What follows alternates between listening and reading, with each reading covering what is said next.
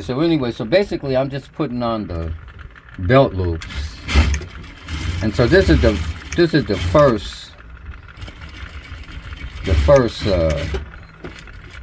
and then so after I do one, I'm dovetailing these. Like if you notice, like I'm not cutting the thread in between. I'm just putting the next one, and then I'm disengaging the thread, make sure the needle is going up and starting to come down, and then I just set it up, and I'm trying to sew it by this line. Okay, I'm putting and I made these belt loops with this extra part so that I could sew it like that, because even though your belt is a little bit it's 1.5 inches. Okay, but these belt loops are 2.5 inches, and then there's this extra part.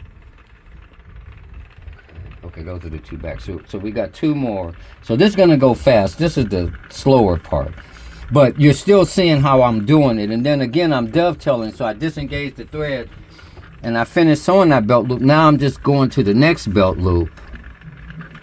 Okay, and then I'm sewing it near the bottom edge so that I'm trying not to catch the string. And then also I'm locking it at different places. Okay, I'm doing the lock stitch, you know, backing it, going back and forward, so that way because the belt has it can be stressed, and so like if once you have the belt on, like it can stress and be pulling, and so you want to have extra stitches, because if you just sew it like one little stitch and go across, then it'll probably it'll be easy for the belt loop to come apart. Now I finished the first part. Okay, so that's the bottom. So now I'm gonna go to the top. Okay, because I finished the bottom. So now I'm gonna go to the top, and I'm gonna just connect this. And also I put this little chalk that can erase, but I put this chalk so I know where I want to put the belt loops. But now that I've done the bottom part, now I'm going to the top. And now I'm not cutting the thread or anything. I'm just moving it over. And then one thing what I'm doing, once I get it set up, before I put the needle in the thread, I kind of pull the elastic a little bit. Okay, to kind of well, that can get by. But I pull the elastic a little bit on both sides so that way the elastic is kind of stretched. But you notice I'm doing a lot of back stitching and adding extra stitches. And then from there, I finish that one, and then I go to the next one. Okay? And I already went all the way around the bottom part, so now I'm doing the top part. And again, I'm pulling the elastic thread just a little bit. But I'm also locking it. I'm locking it really good on the front. I'm locking it in the middle, and then I'm locking it on the end.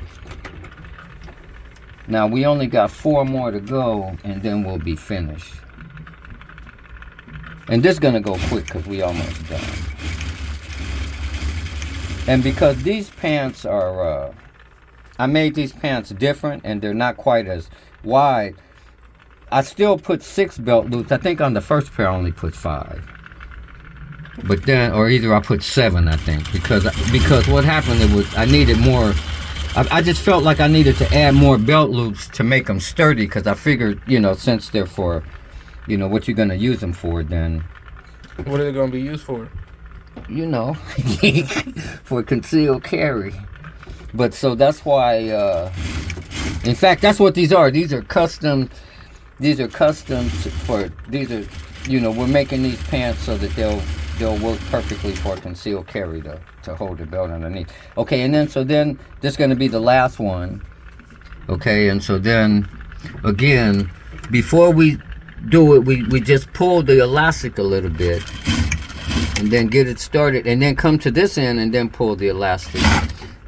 But now we have to be doing these back stitches in here. The reason why is because when you're wearing these pants and the belt, the stress is going to pull them. Okay, but anyway, so then from here, now look, you pull it out at least this far, and then clip clean. And then after that, you do the same thing that's on the other video, which is, and that's, but anyway, so these are done, ready for you to do that. So that's that. That's